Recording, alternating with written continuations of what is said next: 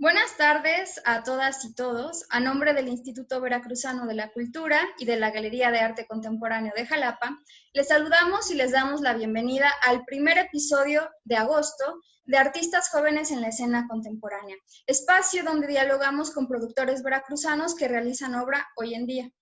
Hoy nos acompaña Luis Alberto Sánchez Ortiz, mejor conocido como Lazo, quien es productor de artes visuales, si bien sus enfoques están relacionados con la pintura contemporánea y el arte urbano. Hola Lazo, ¿cómo estás? Hola Jimena, hola a todos y todas. ¿Todo bien por acá? Bueno, un poquito de tos, pero aquí estamos, viviendo todavía. Sobreviviendo esta Sobreviviendo. contingencia sanitaria. Me da mucho gusto saber que estás bien, Lazo. Eh, para ir iniciando esta charla, quisiera compartir que, bueno, nosotros nos conocimos más o menos hace 3 años, pero creo que fue hasta hace muy poquito tiempo y en relación con este conversatorio que me di cuenta de la diversidad de ocupaciones que has tenido en el mundo del arte y de la cultura. Desde el trabajo con la pintura y el dibujo, la producción de imágenes en el espacio urbano, la elaboración de carteles e ilustraciones, la gestión e impartición de talleres, entre otro largo etcétera, conforma una lista de labores relacionados con la cultura, las artes visuales y el diseño. Como siempre, por cuestiones de tiempo, los resúmenes que hago son muy sintéticos, pero al mismo tiempo son un buen pretexto para ir conociendo un poquito más a los artistas que nos acompañan. Entonces, bueno, para iniciar, quisiera saber en tus palabras, ¿cómo ha sido tu experiencia y tu trayectoria en los espacios artísticos? Bueno, mi incursión en los espacios artísticos como tal fue en paralelo a mi formación universitaria. Poco antes acudía con frecuencia al estudio de mi amigo Emanuel Cruz. Más o menos hice algunas exposiciones individuales en esa época y asistí a los talleres libres de arte de la universidad. Esto fue pues un poquito antes de entrar a la universidad. También de adolescente me gustaba mucho el graffiti. Entonces considero que mi primer vínculo formal en esto de las artes pues fue más o menos en esa época. Entrando ya luego en la Facultad de Artes, hice mi primera exposición individual y de ahí mandé una pieza a la Bienal de Michoacán, Alfredo Salce. Entonces este fue como también uno de mis puntos de partida que considero como mi introducción a los espacios artísticos o espacios culturales. A la par de estar estudiando en la universidad, hacíamos exposiciones y nos pedían algunas curadurías, nos pedían algunas exposiciones colectivas básicamente, y a la par hacíamos nuestra propia gestión en colectivos. En mi época de estudiante había muchos colectivos, brotaban colectivos por todos lados, ¿no? Había colectivo de aquí, colectivo de pan, colectivo de café, colectivo de todo. Y entonces era como una efervescencia muy bonita en la que muchos de mis contemporáneos querían exponer, querían hacer pues lo suyo y buscaban la manera de gestionar también los espacios. Entonces esa energía era muy buena. Lo cual yo siento que después, pues, de estar un poquito metido en gestionar espacios, en hacer carteles, y no nada más gestionar los espacios, sino gestionar todo lo que conlleva hacer una exposición, me preparó para mi, por así decirlo, carrera de freelance después de la universidad. Entonces, pues básicamente así he ido trabajando, ¿no? Un poco en lo institucional, formal de la escuela, de la universidad, y de manera independiente siempre he estado tratando de pues, picar piedra. Es interesante lo que mencionas porque digamos que en las maneras de ir produciendo arte contemporáneo, esta parte de los colectivos tuvo muchísima fuerza, digamos en México, pero también en la provincia o en los estados, ¿no? Pienso un poco en eso, pero también pienso sobre todo en el papel del graffiti que tuvo los movimientos que tenían que ver con el graffiti en Jalapa, pero hace como unos 4 o 5 años, un estudio de sociología en el cual pude participar, justamente estuvo trabajando con el graffiti y era, eh, era curioso porque por una parte estaban, digamos que aquellos que defendían el graffiti puro, ¿no? Que se hace a mano alzada, con distancia, shalala, y que en Ajá, sí. muchas, sí, y que en muchas ocasiones no pertenecían como tal a una institución académica o artística o relacionada con este campo, ¿no? Más formal.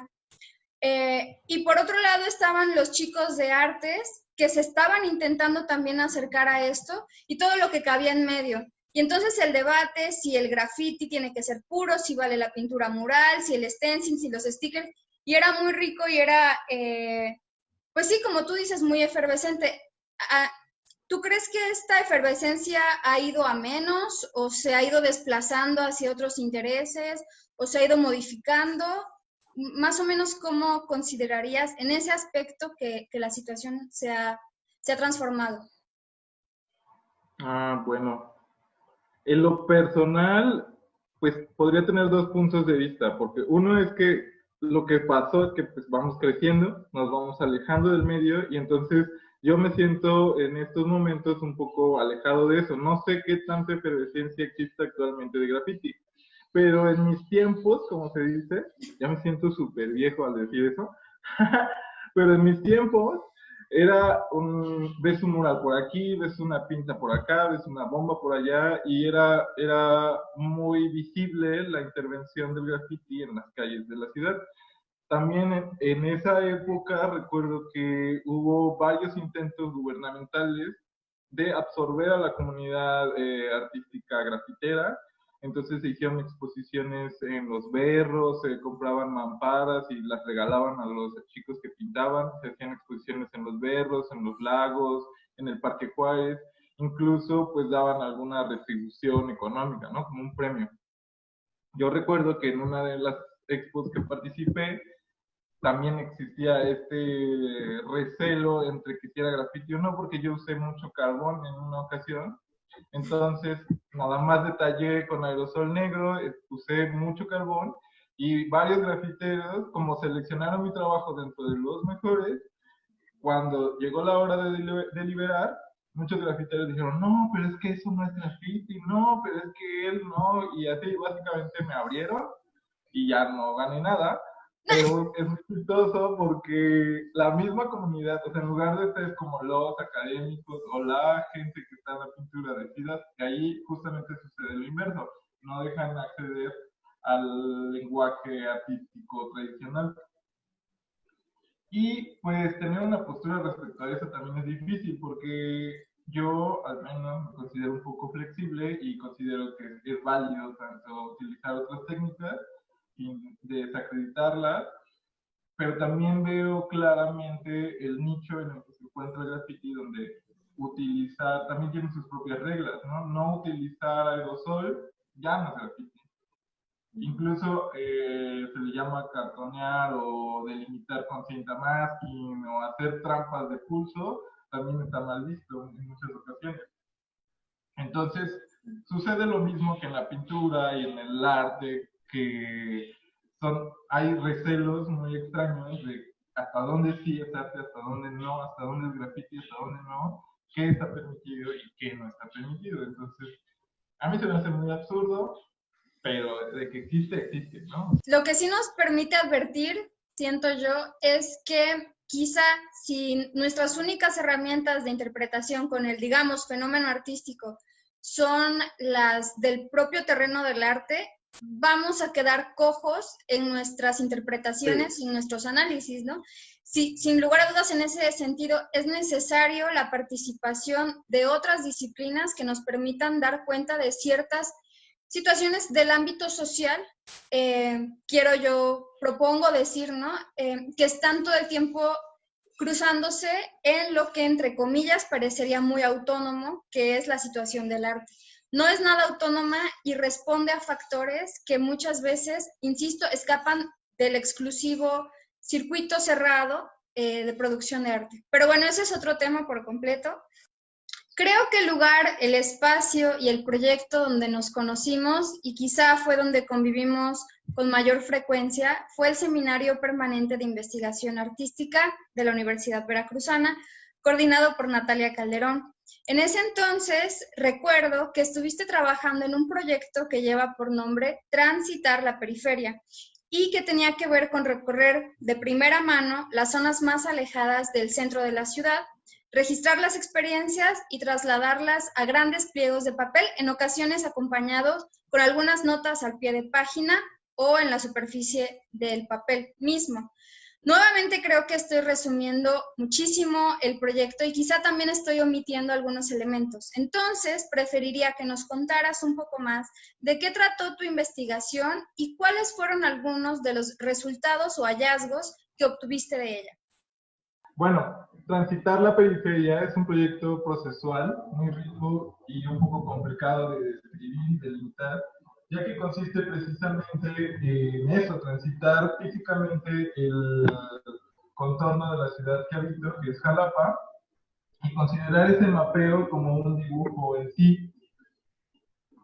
Ahora, ese dibujo se desdobla en notas y dibujos sobre papel, al igual que utilizo textos que hablan de poner el cuerpo, del compromiso, del territorio, de la naturaleza, pero no de manera textual, como una cita normal, sino me interesa que el texto se transite, es decir, que me vaya acompañando a la hora de hacer el recorrido y a la hora de hacer el recorrido el texto también vaya dialogando con lo que estoy viendo, con lo que estoy transitando. Entonces es un juego de palabras entre el tránsito en sí y el transitar, es decir, ir más allá de la cita, porque comúnmente pues o hacemos un texto o hacemos una pieza artística o hacemos una pintura, pero la idea de este proyecto era revolver un poco y tratar de concatenar o de entrelazar estos conceptos,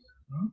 Que fue un reto para mí, porque también tuve que escribir, tuve que hacer el ensayo, tuve que transitar el espacio, tuve que estar amasando una serie de ejercicios físicos, artísticos, conceptuales incluso, que fue muy ritual. De repente fue un poco frustrante y de repente fue muy, ¿cómo decirlo? Muy valioso, muy significativo para lo que hice. Uh-huh. Y en ese sentido, ¿cuáles fueron esos elementos significativos que tú pudiste extraer y al mismo tiempo construir? Creo que lo que a mí me interesa mucho es lo que comúnmente nos enseñan que debe ser un statement, que es como tu postura como artista. Pongo siempre que me gusta hacer registro de un interés común, ¿no? Y en ese sentido, creo que es una de las cosas más importantes que el proyecto me dio, saber qué es lo que me conecta o lo que tenemos en común en este espacio, ¿no? Uh-huh. Todavía Sí. falta, ¿no? Es un proceso que es un proyecto, como decía, procesual, que sigue en construcción y que sigue en modificación y que voy a seguir pues trabajando bastante tiempo. O sea, todavía no lo has terminado. No creo terminarlo. Por eso es un reto también, me imagino, ¿no? Uh-huh. Sí. Pienso que justamente una de las características que tuvimos en el seminario tenía que ver con observar aquello que nos tocaba a todos, ¿no? Y que en ese... ¿Mande? Que nos implica, ¿no? Exactamente, que nos implica y que nos convoca, aunque a veces no querramos. Y que a veces es difícil aceptar, ¿no? Cuando dices, no, pues es que sí fue un poco una bofetada.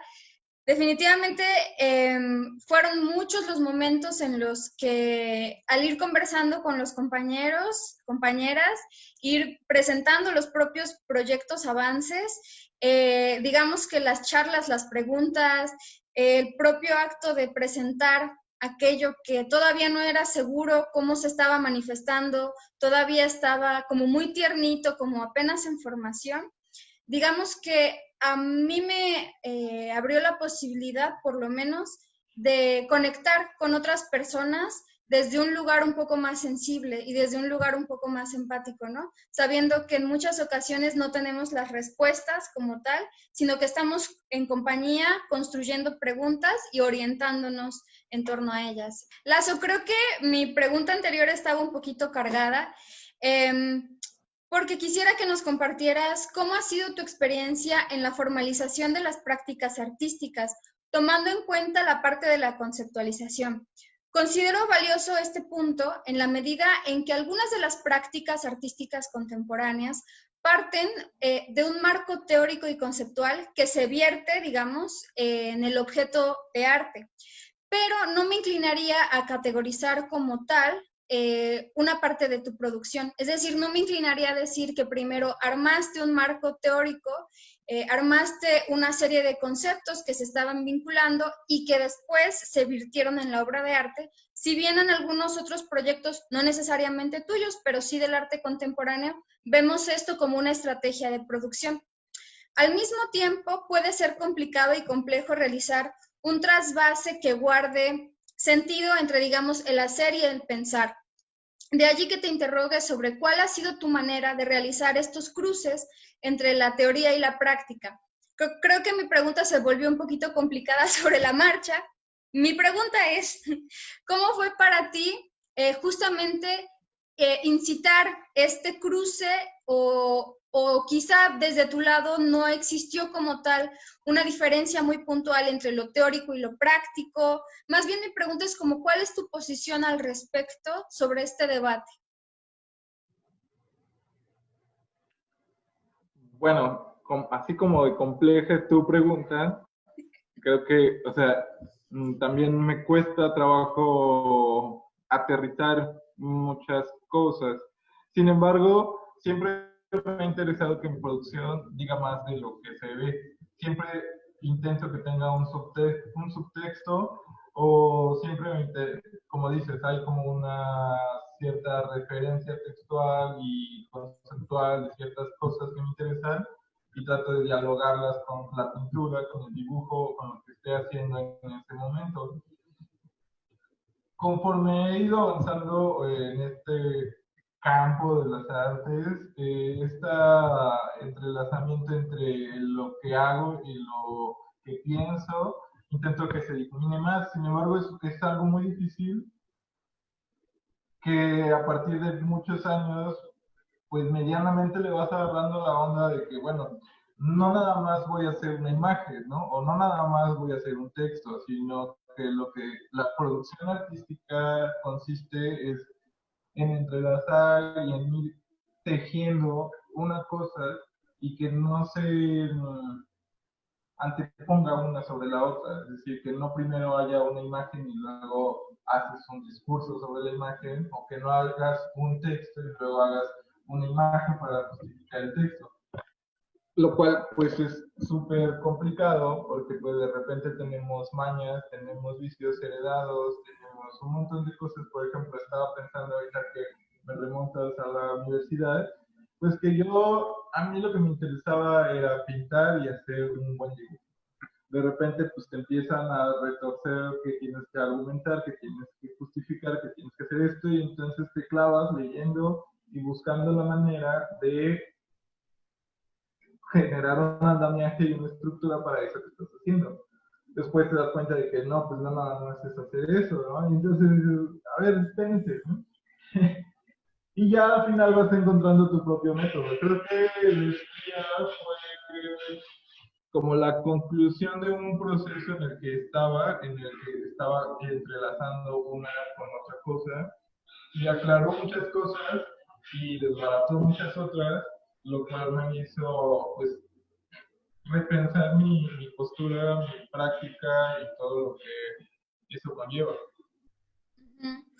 Poder decirte, a ver, la receta es, primero te lees un libro, primero lees las 20 primeras páginas del libro y luego te pones a dibujar 2 horas y luego le sigues leyendo 20 páginas, pues no es así de simple, ¿no? Los procesos son muy orgánicos, es como el pensamiento, bastante estructurado tal vez, pero al mismo tiempo te juega unas volteretas muy extrañas.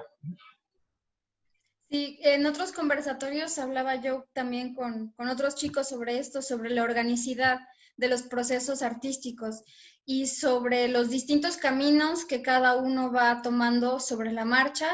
En muchas ocasiones con una constante que es no saber al 100% cuál va a ser el resultado final. Si bien se va proyectando algo, es imposible como tal dilucidar o afirmar o tener una garantía de cuál va a ser al final del día lo que se llega a concretar como posible objeto o experiencia artística. Te preguntaba porque considero que en tanto se compartan distintas metodologías o distintos acercamientos o distintos caminos o perspectivas, se enriquece la conversación en torno a este tema. No para que me digas, es que es así, no, sino para saber cómo ha sido tu proceso, o mejor dicho, cuál en este momento es el proceso que te funciona, ¿no? Uh-huh. También hay que tener cuidado a la hora de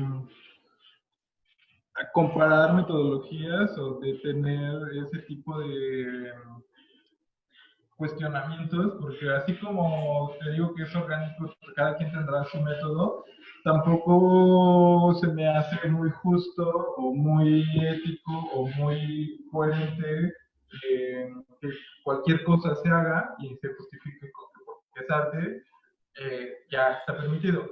Si bien el campo del arte o el hacer arte nos da una flexibilidad y una serie de posibilidades muy amplia para producir, hermanando la teoría y la práctica, hay que tener también cierta prudencia o cierta...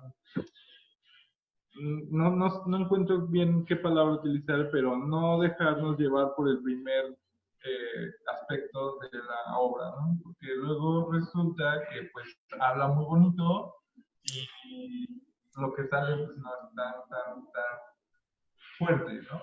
A modo de ir cerrando la conversación, Lazo, ¿podrías compartirnos si tienes algún proyecto en puerta en el que estés trabajando ahorita? No.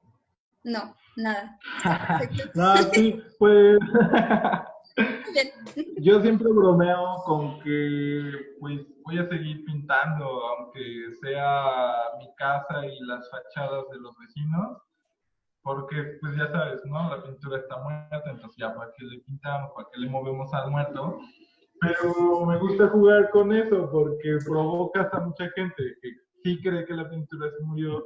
Y muchos pintores, eso es muy curioso porque muchos pintores cuando publico algo como de, bueno, ya no voy a pintar porque ya se murió la pintura, ellos saltan y dicen, no, Lazo, no pienses así, ¿por qué lo dices? No sé. Entonces es muy gracioso y es algo con lo que me gusta jugar siempre. Porque yo, aunque diga que no voy a pintar, ¿no? Que sea la fachada o a mi cuarto o así. Y un poco lo que te mencionaba hace un ratito sobre transitar la periferia, pues hay un giro o hay una como arista interesante que estoy tratando de explorar sobre el vínculo entre lo orgánico que sería el cuerpo, o sea, nuestro propio cuerpo, pues está construido a partir de células, ¿no? La célula tiene una estructura, pues un poco gráfica, atractiva, estética, y quiero jugar un poco con el concepto de membrana. La membrana, la periferia y el mapa son como los contenedores del objeto. Y las condiciones, pues son la fragilidad, la vulnerabilidad, la precariedad.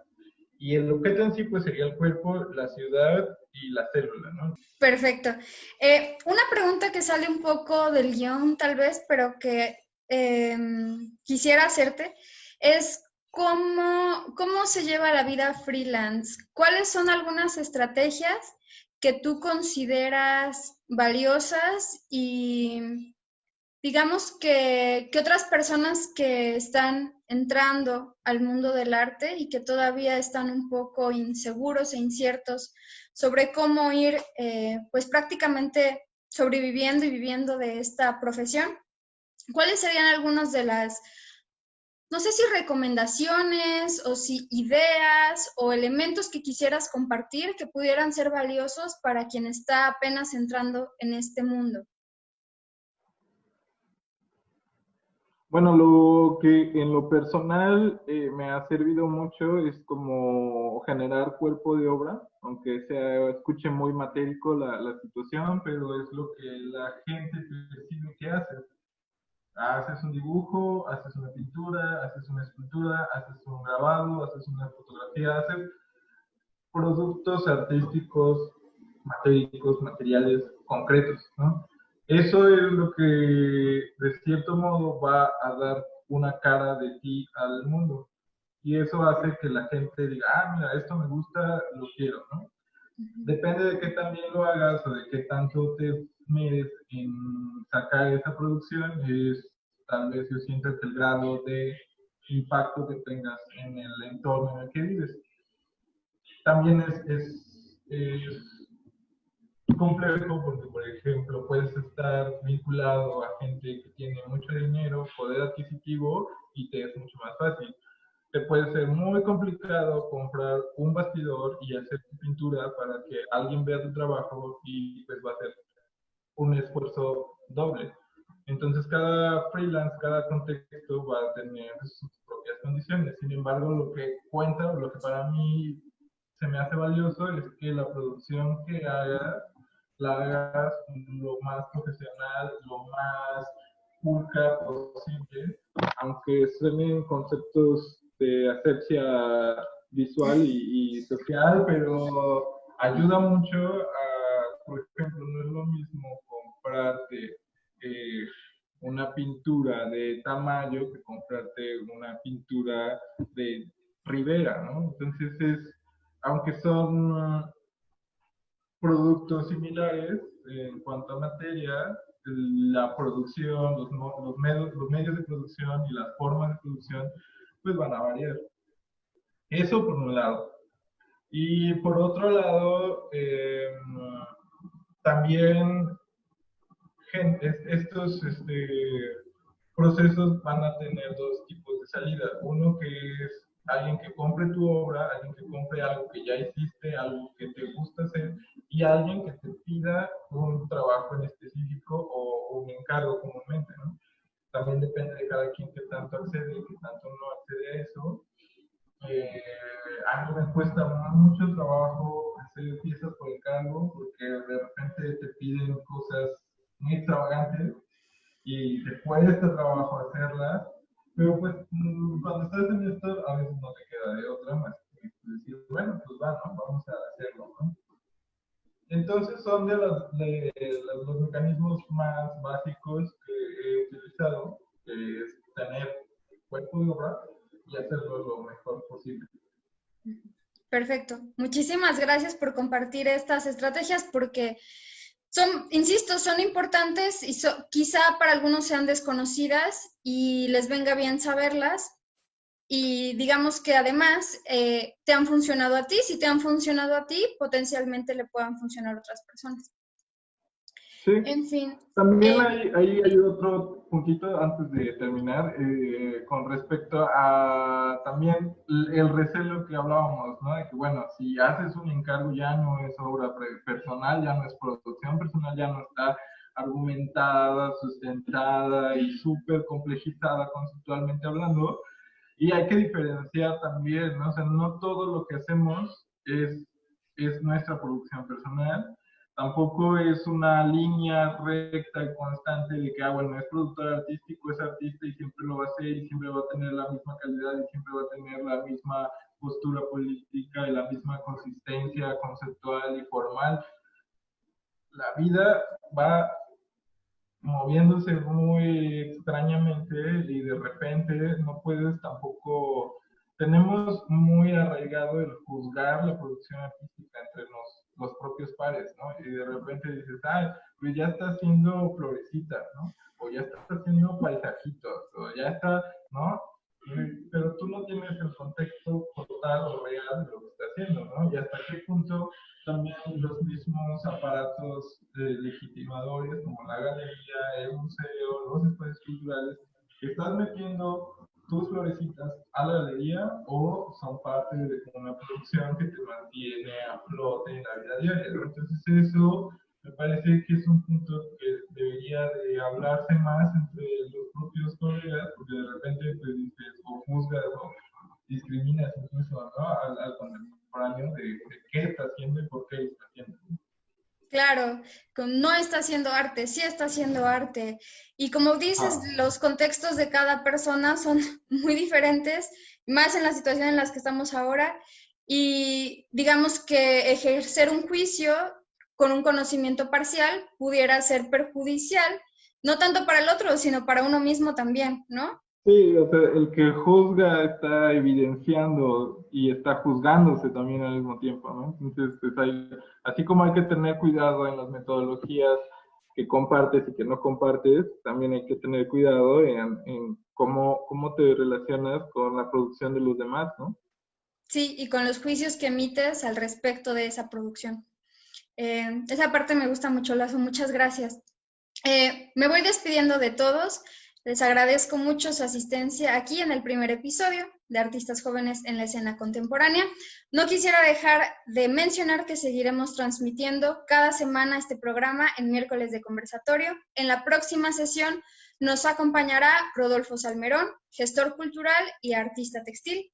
Les invitamos a sintonizarnos a las 18 horas en este medio. Lazo, muchas gracias por estar aquí, iniciando el mes con Tokio. ¿En dónde podemos conocer tu trabajo? Echarnos esta platicadita que de repente es muy sano hacerlo. Muchos saludos a todos los colegas y pares que andan por ahí echándole ganas a lo que hacen también. A Rodolfo la próxima semana. Y a mí me pueden encontrar en Instagram como LazoMX. Ahí es donde voy subiendo más como mi producción. Y si quieren como platicar o buscarme de manera más personal en Facebook, también estoy como LazoMX, Lazo con F. Y mi página web, que ahorita está muy desactualizada, pero igual revísenla y chequen lo que he hecho antes, es lazoartecontemporáneo.com.